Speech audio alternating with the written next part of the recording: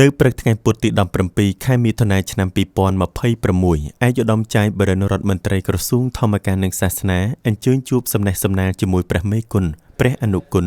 និងព្រះមន្ត្រីសង្ឃនៅខេត្តសៀមរាបនិងផ្សព្វផ្សាយអនុក្រឹត្យស្តីពីការរៀបចំនិងការប្រព្រឹត្តទៅរបស់ក្រសួងធម្មការនិងសាសនាស្ថិតនៅបរិវេណវត្តរាជបូរភូមិវត្តបូរសង្កាត់សាលាគម្រាក្រុងសៀមរាបខេត្តសៀមរាបដែលមានការនិមន្តចូលរួមពីសំណាក់សម្ដេចព្រះព្រហ្មរតនមុនីពិណសែមព្រះប្រធានធរសភានៃព្រះពុទ្ធសាសនានៅព្រះរាជាណាចក្រកម្ពុជានិងឯកឧត្តមលីសេរីអភិបាលរងនៃគណៈអភិបាលខេត្តសៀមរាបឯកឧត្តមលីសេរីអភិបាលរងតំណាងឯកឧត្តមប្រាក់សុភ័ណ្ឌអភិបាលនៃគណៈអភិបាលខេត្តសៀមរាបបានធ្វើសន្ទរកថាស្វាគមន៍និងរបាយការណ៍ស្តីពីការអភិវឌ្ឍរីកចម្រើនរបស់ខេត្តសៀមរាបលើគ្រប់វិស័យជាពិសេសវិស័យធម្មការនិងសាសនាទាំងព្រះពុទ្ធសាសនានិងពិហរសាសនាមានការរីកចម្រើនគួរឲ្យកត់សម្គាល់ក្នុងឱកាសនោះដែរសម្ដេចព្រះព្រហ្មរតនមុនីពិណសែមបានមានព្រះសង្ឃដីកាថ្លែងអំណរគុណឯកឧត្តមចៅបរិនរដ្ឋមន្ត្រីក្រសួងធម្មការនិងសាសនាដែលបានឆ្លៀតពេលដ៏មមាញឹកអញ្ជើញចូលរួមជាអធិបតីក្នុងពិធីសំណេះសំណាល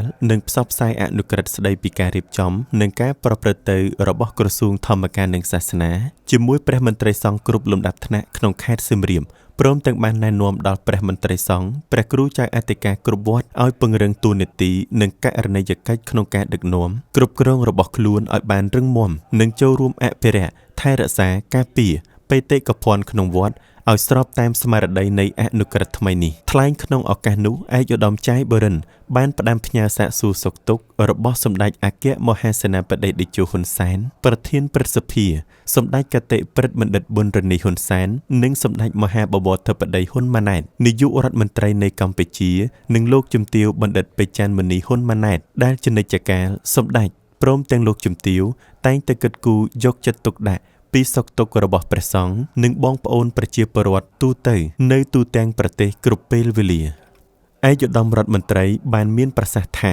អនុក្រឹត្យថ្មីនេះគឺជាក្បាលម៉ាស៊ីននិងជាក្របខ័ណ្ឌគតិយុត្តដ៏រឹងមាំប៉ុន្តែភាពជោគជ័យនឹងការផ្លាស់ប្ដូរជាវិជ្ជមាននៃការដឹកនាំនិងការគ្រប់គ្រងវិស័យសាសនាការរៀបចំនិងការកែសម្រួលរចនាសម្ព័ន្ធក្រោមអនុក្រឹត្យថ្មីនេះធ្វើឡើងក្នុងគោលបំណងឆ្លើយតបទៅនឹងការរីកចម្រើននៃសង្គមសេដ្ឋកិច្ចនិងការវិវត្តនៃបច្ចេកវិទ្យា Digital ដោយធានាឲ្យបាននូវគុណភាពគណនេយ្យភាពតម្លាភាពនិងបរិយាបន្ននៅក្នុងការដឹកនាំការគ្រប់គ្រងវិស័យសាសនាទូទាំងប្រទេសចំពោះអនុក្រឹត្យនេះក្រសួងបានរៀបចំកែសម្រួលរចនាសម្ព័ន្ធគ្រប់គ្រងថ្មីដោយផ្អែកលើការវិភាគមុខងារស៊ីជម្រៅកំណត់អំពីភាពត្រួតស៊ីគ្នាក្នុងការអនុវត្តភារកិច្ចនិងការធ្វើវិចារណកម្មមុខងារក្នុងគោលបំណងពង្រឹងប្រសិទ្ធភាពនៃការរៀបចំមុខងារនិងរចនាសម្ព័ន្ធរបស់អង្គភាពក្រមអាវ៉ាតក្រសួងឯកឧត្តមរដ្ឋមន្ត្រីក៏បានធ្វើការណែនាំនិងបានដាក់ចេញនូវទិសដៅការងារគន្លឹះក្នុងការអនុវត្តរួមមាន 1. ការធ្វើទំនើបកម្មស្ថាប័ន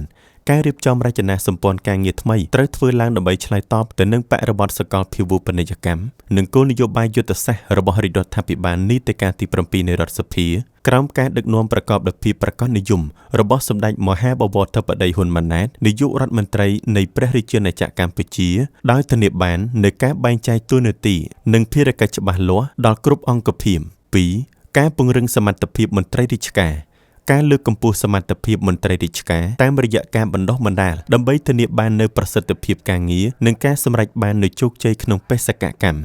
3. កំណែទម្រង់រដ្ឋបាលនិងអភិក្រមការងារការដាក់ចេញនូវអភិក្រមការងារច្បាស់លាស់ការគ្រប់គ្រងវត្តមានការបំពេញការងារនិងការធ្វើទំនើបកម្មប្រព័ន្ធទិន្នន័យមន្ត្រីដូចជាការធ្វើជំរឿននិងជាវម៉ានមន្ត្រីដើម្បីធានាបាននូវតម្លាភាពនិងភាពម្ចាស់ការ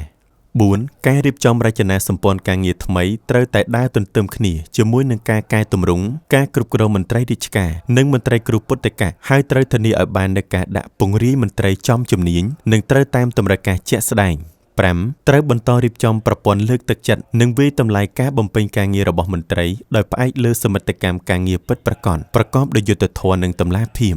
និង 6. ពង្រឹងផលប្រយោជន៍រួមជំរុញឲ្យមន្ត្រីទាំងអស់គិតគូរពីពាក្យថាយើងជាជាងពាក្យថាខ្ញុំដោយតម្កល់ផលប្រយោជន៍រួមនិងសមិទ្ធផលរបស់ក្រសួងជាធំ ជានេះទៅទៀតបានជំរុញឲ្យមន្ត្រីសង្ឃគ្រប់ព្រះអង្គយកប្រតិទុកដាក់នៅតាមបណ្ដាវត្តនីមួយៗចូលរួមជាមួយរាជរដ្ឋាភិបាលដើម្បីទប់ស្កាត់ឲ្យខានទៅបានបញ្ហាឆបោកតាមប្រព័ន្ធបច្ចេកវិទ្យា scam online តាមរយៈការសម្ដែងព្រះធម៌ទេសនាដើម្បីបញ្ជ្រាបការយល់ដឹងអំពីភាពអវិជ្ជមាននៃបញ្ហាឆបោកតាមប្រព័ន្ធបច្ចេកវិទ្យា scam online ដល់យុវជននិងពុទ្ធបរិស័ទទូទៅព្រមទាំងសូមឲ្យព្រះមន្ត្រីសង្ឃពិនិត្យមើលវត្តដែលមានសក្តានុពលទេសចរហើយសហការរៀបចំឲ្យប្រែក្លាយទៅជាវត្តអារាមទេសចរសាសនាជាទីបញ្ចប់ឯកឧត្តមចៅបរិនបានប្រគេនពរនិងជូនពរសម្ដេចព្រះរាជាគណៈប្រមេគុណព្រះអនុគុណ